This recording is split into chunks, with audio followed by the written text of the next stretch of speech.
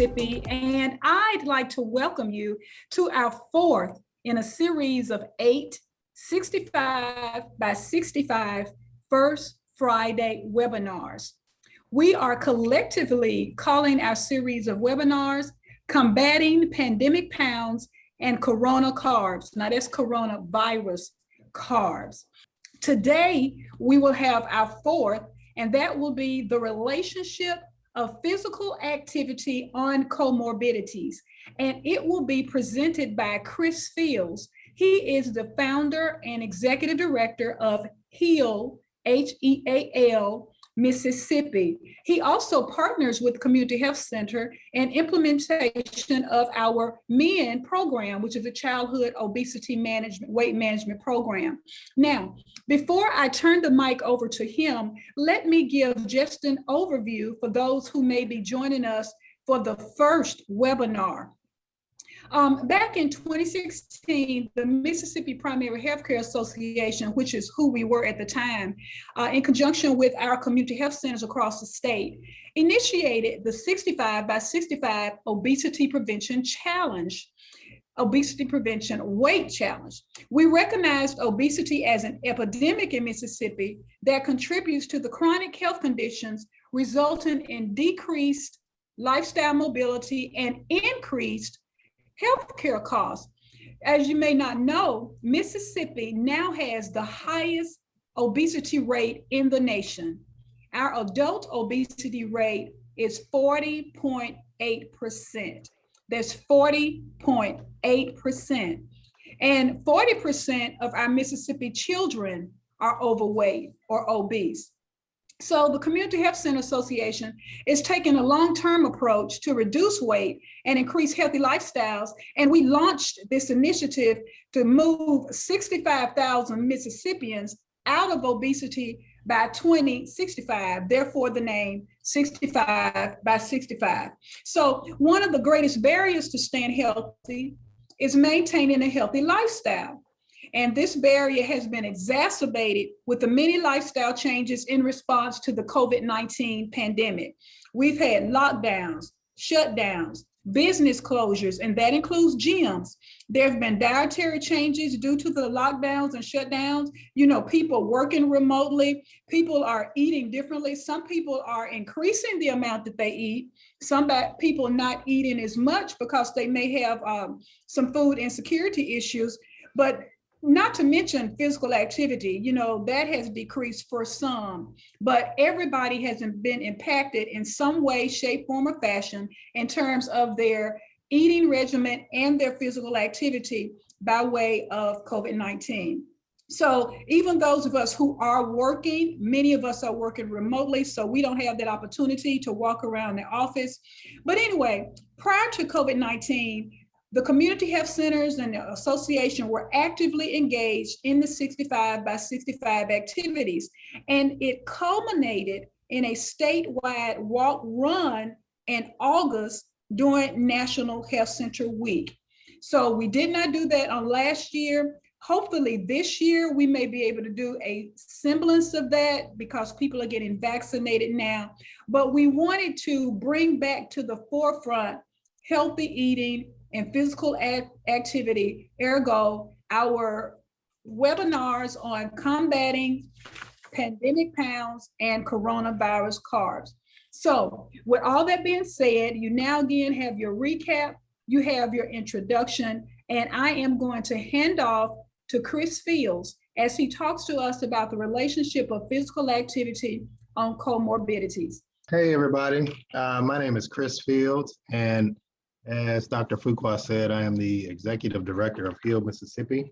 H.E.A.L Mississippi actually stands for, well, the H.E.A.L in H.E.A.L Mississippi stands for Healthy Eating, Active Living, which coincides with all of the things that we're going to be talking about today and all of the things 65 by 65.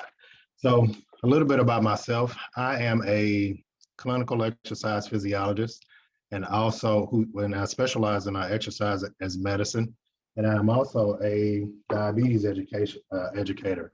So with clinical exercise physiology or clinical physiology, what we do is we use exercise to basically influence people's clinical numbers, whether it be blood pressure, BMI, blood glucose, ejection fraction, in cardiac rehab facilities, cholesterol levels, and so on. So a little bit about physical activity or exercise. When we think about exercise, 8 to 9 times out of 10, we think about exercise and physical activity for its anthropometric effects. Rather, we think about it in terms of how it affects our physical appearance, how it affects our waistline, how it affects our hips. You know, now people are all over the social media doing butt exercises. And so that's the connotation that physical activity and exercise has. It's rarely thought of for its effect on health and clinical numbers and clinical measures. So that's what we're going to get into today. So here's a brief outline of what we'll be going over. The main concept is, and as you can see at the top, the relationship of physical activity to comorbidities. The main thing that we want to think about for exercise is we want to think of it as medicine. Exercise is medicine. Exercise is one of the single most important and beneficial things that a person can do for themselves. I left the S out of things, I see. So these are the talking points that we'll be going over today. So we'll be talking about how exercise is medicine. We'll be talking about exercise as a medicine. In some cases can be seen as a secondary or tertiary form of treatment and a primary for prevention.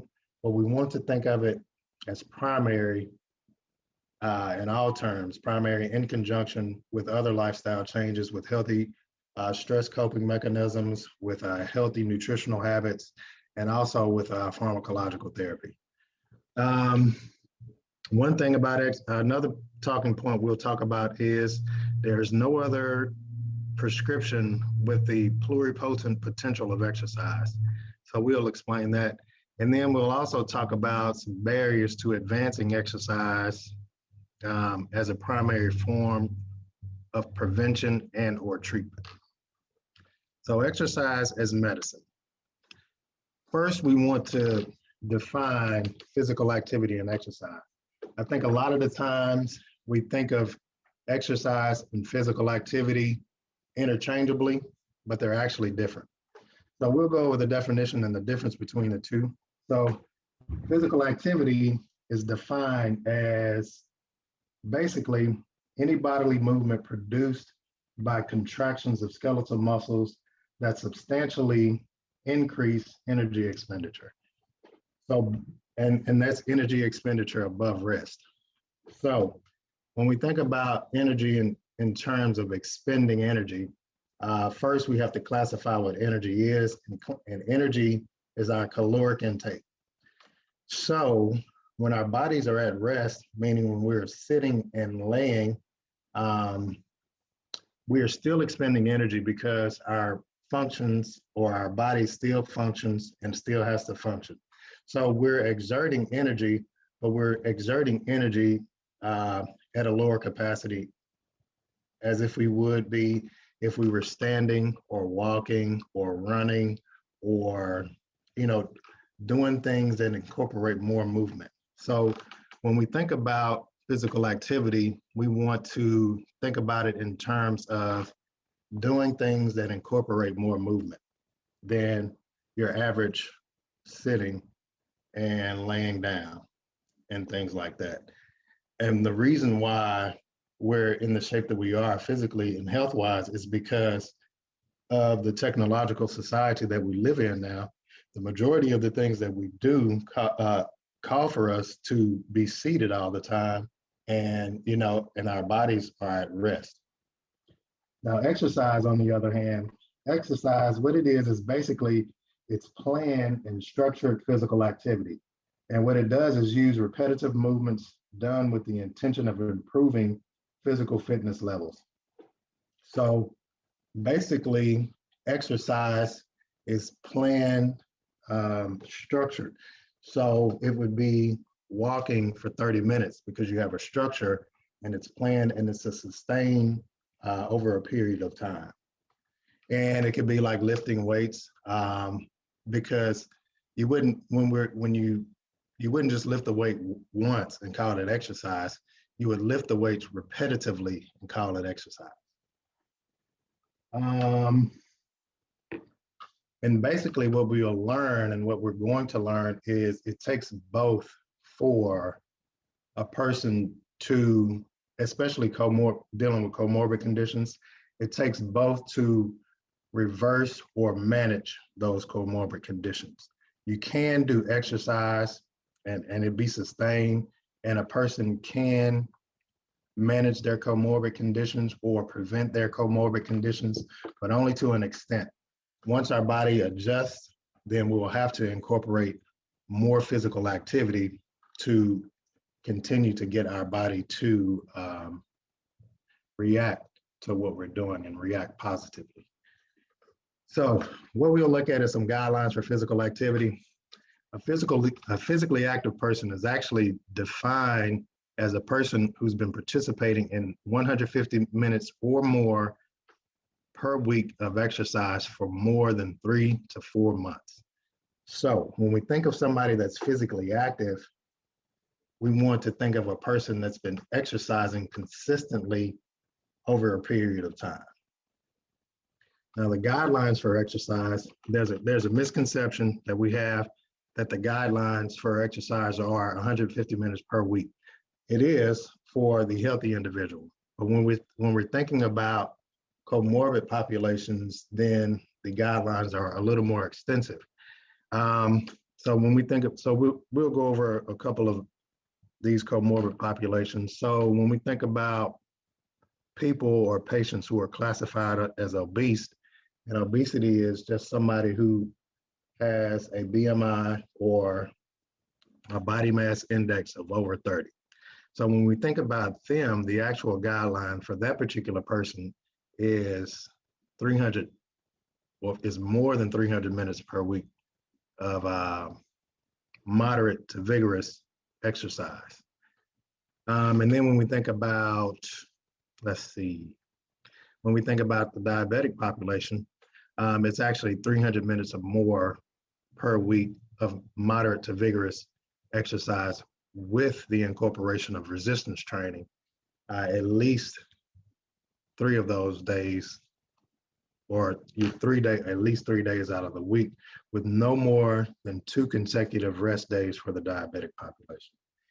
And the reason why it's classified this way is because when we're dealing with diabetics, what we want to do is create a dose response to exercise. The body is going to create a dose response to exercise.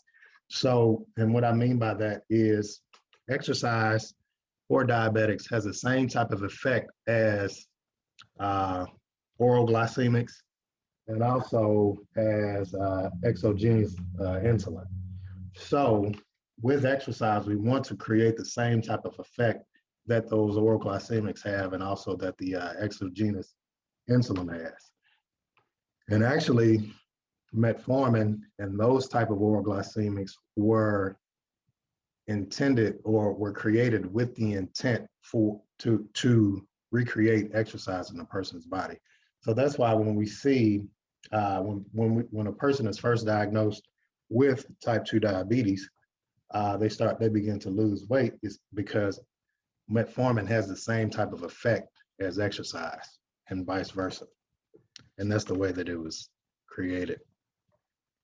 Then when we think about the hypertensive population, we think about the same 300 minutes per week with more than 2 resistance training days for the hypertensive population. So it's the same concept here. And that's because exercise regulates your blood flow and it gets your blood stimulated and it opens up your blood vessels. So When we think about exercise as a primary treatment and a preventive measure, so exercise has long been the catalyst for obtaining and maintaining good health, but a lot of times, and most times, is not prescribed that way or utilized that way in a clinical setting. The mantra in clinical settings seems to be diagnose and medicate, regardless of a person's prognosis. In most cases, when patients are initially diagnosed with diseases in the metabolic cluster, exercise should be the first line of defense in conjunction with pharmacotherapy and also changes in dietary habits. As we learned, duration and bouts of exercise are more beneficial for certain comorbid populations. So here's some effects on clinical numbers that exercise actually has. And the person with that has been diagnosed with diabetes, a person that actually begins an exercise regimen. And remember, and when I say that, this is going to be like a supervised exercise regimen, a supervised and structured exercise regimen. That particular person, their A1C can drop as much as 1% in a 6-month time frame, and that's with exercise, with the inclusion of aerobic exercise and resistance training together, and that's exercise alone can have that effect in a person that's diagnosed with type 1 diabetes, or not type 1, but type 2. Some of the problems with that, though, is in the healthcare settings, allied health professionals like clinical physiologists and clinical exercise specialists and even athletic trainers, and in health settings, they're hard to come by. So it's hard for a person that suffers with comorbid conditions to get the supervised exercise that they need. And here are some benefits, as we see here, for using exercise as a prevention measure.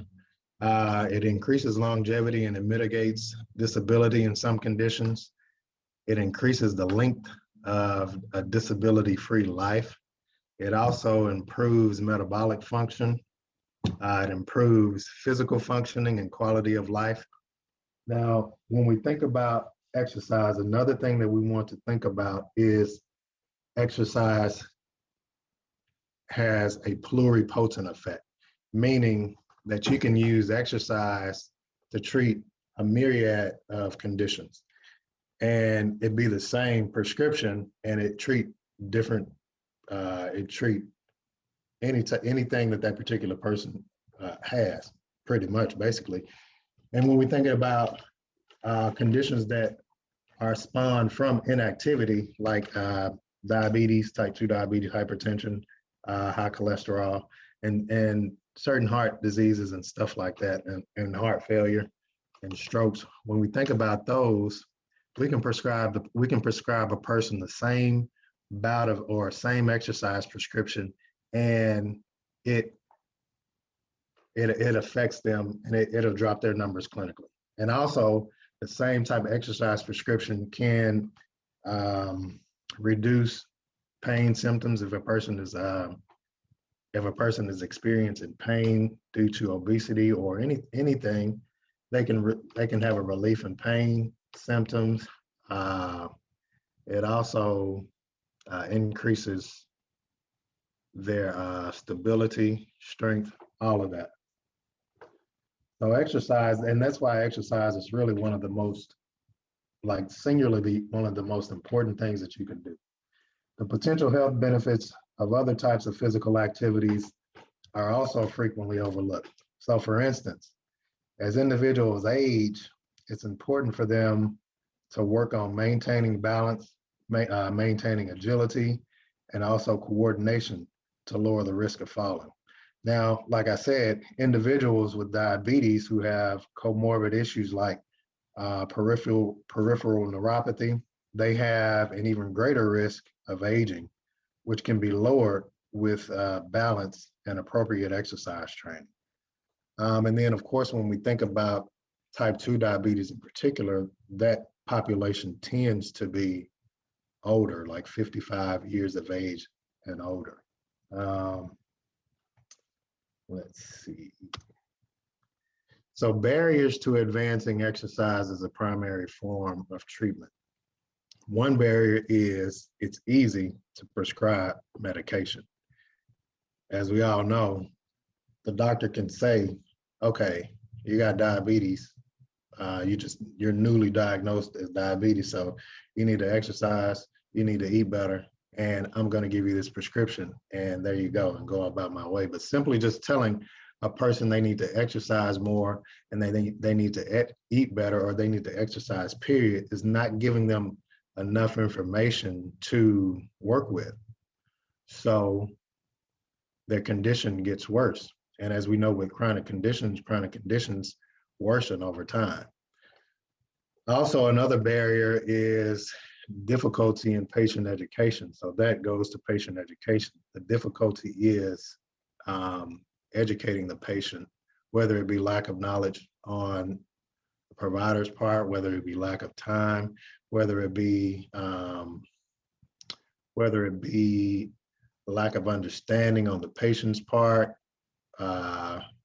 like their health literacy may be low or something like that, or anything. It's difficult for patient education and counseling, especially in an acute care style of setting of healthcare.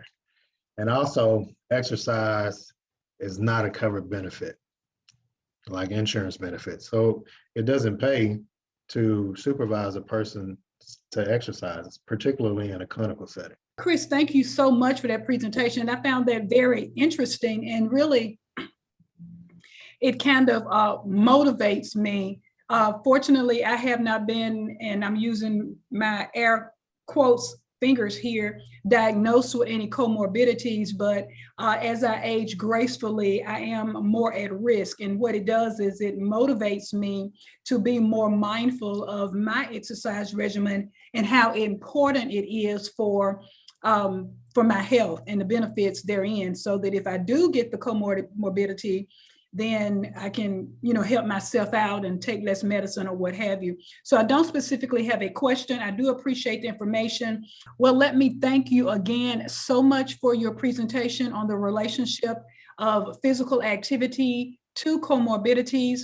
As you know, this has been recorded and will be placed on the Community Health Center Association of Mississippi YouTube channel for viewing by health centers, and even provided to their patients as little webinar nutrition and exercise counseling opportunities. So thank you so much. We appreciate you being with us today.